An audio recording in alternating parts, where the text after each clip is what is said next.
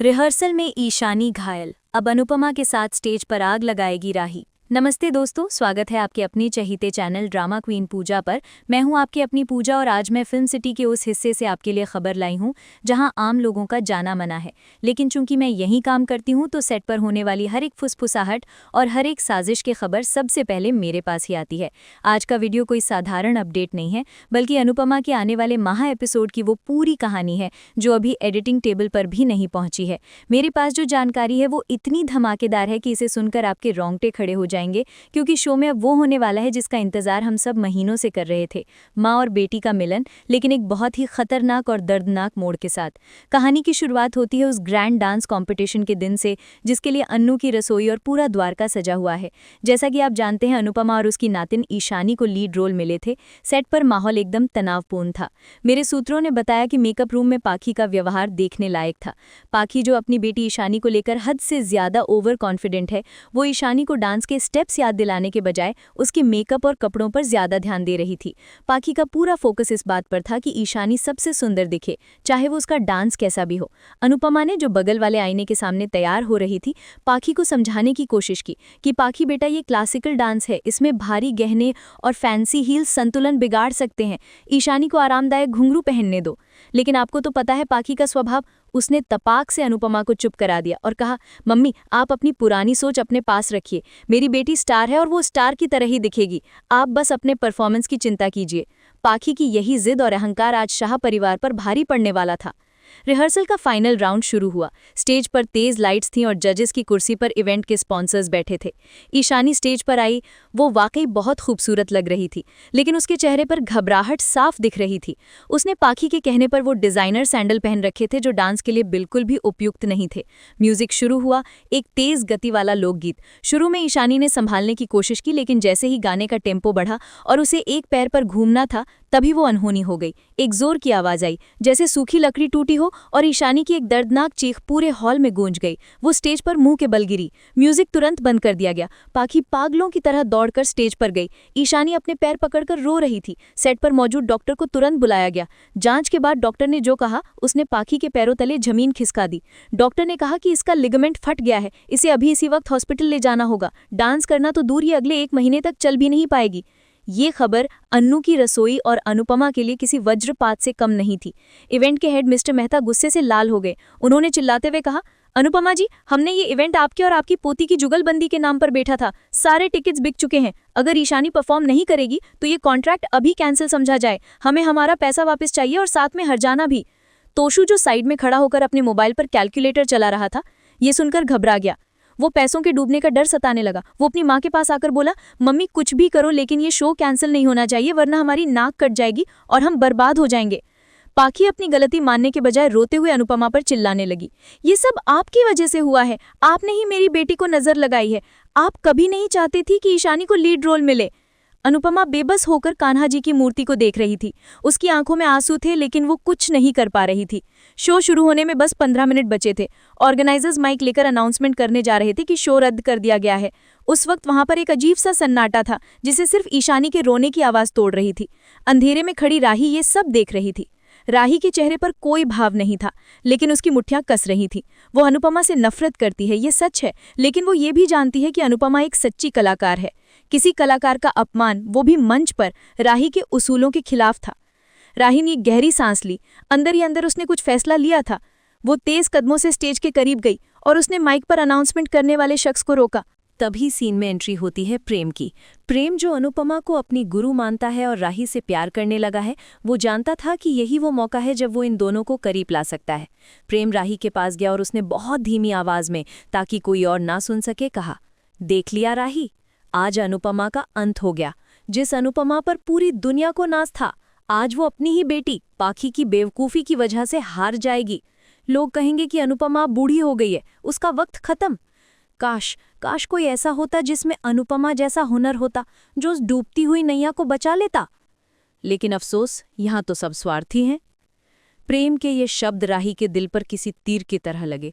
उसके अंदर का कलाकार और उसके अंदर छिपी आध्या दोनों जाग उठे। राही को याद आया कि बचपन में कैसे उसने और उसकी माँ ने एक साथ डांस करने का सपना देखा था। ऑर्गेनाइजर ने जैसे ही माइक ऑन किया, एक तेज और कड़क आवाज आई, रुकिए। सबकी निगाहें आवाज़ की दिशा में घूम गई। वहाँ राही खड़ी थी। उसने अपने चेहरे से पसीना पोंछा और आगे बढ़ी। उसकी आंखों में एक आग थी। उसने अनुपमा की ओर देखा तक नहीं और सीधे ऑर्गेनाइजर से कहा, शो कैंसिल नहीं होगा। ईशानी परफॉर्म नहीं कर सकती तो क्या हुआ, मैं करूंगी। मैं अनुपमा जोशी के साथ परफॉर्म करूंगी। ये सुनकर पाखी भड़क गई। तू तू क्या है? एक अनाथ आश्रम की आवारा लड़की? तू मेरी ईशानी की जगह लेगी? कभी आईना देखा है अपना? लेकिन अनुपमा की आंखों में चमक आ गई। उसने तुरंत पाखी को हाथ दिखाकर चुप रहने का इशारा किया। अनुपमा ने कहा, अगर ये लड़की तैयार है तो मुझे कोई एतराज नहीं है। पाखी और तोशु विरोध करते रहे, लेकिन समय की कमी को देखते हुए ऑर्गेनाइजर्स मान गए। राही को तुरंत ग्रीन रूम में ले जाया गया। और दोस्तों, मैं आपको बता दूं, जब राही तैयार होकर बाहर निकली तो सेट पर मौजूद हर शख्स जो अनुपमा को पिछले 20 सालों से जानता है, हैरान रह गया। राही बिल्कुल युवा अनुपमा जैसी लग रही थी। वही सादगी, वही तेज और वही ग्रेस। अब आता है वो पल जिसका वर्णन करने के लिए शायद मेरे पास शब्द कम पड़ जाएं। पर्दा उठा, हजारों दर्शकों की भीड़ सामने थी। स्टेज के एक कोने पर अनुपमा खड़ी थी और दूसरे कोने पर राही। म्यूजिक शुरू हुआ। ये कोई साधारण बॉलीवुड गाना नहीं था, ये शिव शक्ति का स्तोत्र था। अनुपमा ने शुरुआत की, सौम्य, ममतामयी और शांत। उसके हर स्टेप में एक ठहराव था। और फिर राही की बारी आई। राही का डांस, उफ दोस्तों, राही का डांस कोई परफॉर्मेंस नहीं था, वो एक युद्ध था। वो अपने डांस के जरिए अपना सारा गुस्सा, अपनी सारी नफरत और अपना अकेलापन बाहर निकाल रही थी। अगर अनुपमा गंगा थी तो राही ज्वालामुखी। दोनों माँ बेटी जब स्टेज के बीच में मिले तो मानो बिजली कड़क उठी। उन्होंने बिना किसी रिहर्सल के ऐसा तालमेल दिखाया कि लोग अपनी कुर्सियों से खड़े हो गए। अनुपमा की आंखों में राही के लिए प्यार था। वो डांस करते हुए उसे मनाने की कोशिश कर रही थी, जैसे कह रही हो, लौट आ मेरी बच्ची। लेकिन राही की आंखों में चुनौती थी। वो अपनी माँ को बता रही थी कि देखो तुमने क्या खोया है, मैं तुम्हारे बिना भी कितनी मुकम्मल हूँ। तोशु और पाखी विंग्स में खड़े होकर जल रहे थे। पाखी को बर्दाश्त नहीं हो रहा था कि जिस स्पॉटलाइट पर ईशानी बाहक था, वहां राही चमक रही थी। किंजल और बापूजी की आंखों से आंसू बह रहे थे। डांस अपने चरम क्लाइमैक्स पर पहुंचा। ढोल की थाप बहुत तेज हो गई। दोनों को लगातार 50 चक्कर लेने थे। अनुपमा, जो सुबह से भूखी थी और तनाव में थी, 40वें चक्कर पर लड़खड़ाने लगी। उसका संतुलन बिगड़ा। पाखी के चेहरे पर एक कुटिल मुस्कान आ गई कि चलो अब गिरेगी अनुपमा। अनुपमा गिरने ही वाली थी, उसका शरीर जमीन की तरफ झुक गया था कि तभी एक हाथ ने उसे हवा में ही थाम लिया। वो हाथ राही का था। म्यूजिक का वो हिस्सा वहां रुक गया। पूरा ऑडिटोरियम शांत। राही ने अनुपमा को अपनी बाहों में संभाला हुआ था। वो एक परफेक्ट पोज बन गया था, लेकिन असलियत में वो एक बेटी का अपनी माँ को सहारा था। अनुपमा ने अपनी धुंधली आंखों से राही को देखा। उस एक पल के लिए, सिर्फ एक पल के लिए, राही की आंखों से नफरत का पर्दा हट गया था और वहां सिर्फ डर था, अपनी माँ को खोने का डर। अनुपमा ने कांपते हाथ से राही के गाल को छूने की कोशिश की। राही को अनुपमा के स्पर्श से एक करंट सा लगा। उसे अपनी बचपन की वो रातें याद आ गईं जब अनुपमा उसे लोरी गाकर सुलाती थी। उसकी आंखों से एक आंसू टपका और अनुपमा के हाथ पर गिरा। प्रेम ने दूर से ये देखा और उसकी आंखों में संतोष था। लेकिन दोस्तों, जैसा कि मैंने कहा, ये अनुपमा शो है। यहाँ इमोशंस इतनी आसानी से सुलझते नहीं हैं। जैसे ही ऑडियंस ने तालियां बजानी शुरू की और वंस मोर के नारे लगाए, राही को होश आया। उसे अपनी कमजोरी का एहसास हुआ। उसने झटके से अनुपमा को सीधा खड़ा किया और अपना हाथ ऐसे खींच लिया जैसे उसने किसी आग को छू लिया हो। अनुपमा ने राही कहकर पुकारा, लेकिन राही ने उसकी तरफ मुड़कर भी नहीं देखा। वो स्टेज से नीचे कूदी और भीड़ को चीरते हुए बाहर भाग गई। अनुपमा को बेस्ट परफॉर्मेंस का ट्रॉफी मिला, लेकिन वो ट्रॉफी उसके लिए मिट्टी के समान थी। वो ट्रॉफी लेकर सीधे बैकस्टेज भागी राही को ढूंढने, पर वहां राही नहीं थी। वहां सिर्फ पाखी खड़ी थी, और पाखी के चेहरे पर अब एक नई और खतरनाक साजिश की लकीरें थी। मैंने सेट पर सुना कि पाखी फोन पर किसी वकील से बात कर रही थी। पाखी कह रही थी, इस लड़की ने मेरी बेटी का करियर खाया है, अब मैं इसे जेल की हवा खिलाऊंगी। पता करो कि ये इतने साल कहाँ थी। इसके रिकॉर्ड्स में कुछ न कुछ गड़बड़ जरूर होगी। दोस्तों, आप सोच सकते हैं कि मामला कितना संगीन होने वाला है। एक तरफ अनुपमा खुश है कि उसकी बेटी ने उसे गिरने से बचाया, उसे उम्मीद की किरण दिखी है। लेकिन दूसरी तरफ राही अब और भी ज्यादा कंफ्यूज्ड और गुस्से में है, क्योंकि उसे लग रहा है कि वो कमजोर पड़ गई। और पाखी अब घायल नागिन की तरह है। ईशानी का करियर शुरू होने से पहले ही रुक गया और इसका पूरा दोष वो राही पर मढ़ने वाली है।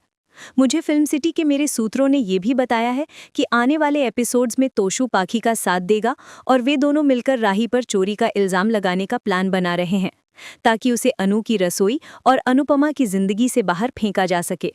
अब देखना ये दिलचस्प होगा कि क्या प्रेम, जो राही का ढाल बनकर खड़ा है, पाखी की इस चाल को कामयाब होने देगा, और उस स्पर्श का राही के दिल पर क्या असर होगा। क्या वो अकेले में अनुपमा को याद करेगी? ये एपिसोड टीवी पर कब आएगा इसकी तारीख अभी फाइनल नहीं है, लेकिन शूट पूरा हो चुका है और एडिटिंग चल रही है। जैसे ही मुझे इसका टेलीकास्ट डेट पता चलेगा, मैं सबसे पहले आपको बताऊंगी। आपको क्या लगता है, क्या राही को अनुपमा को माफ कर देना चाहिए, या पाखी सही कह रही है कि राही सिर्फ मुसीबत है?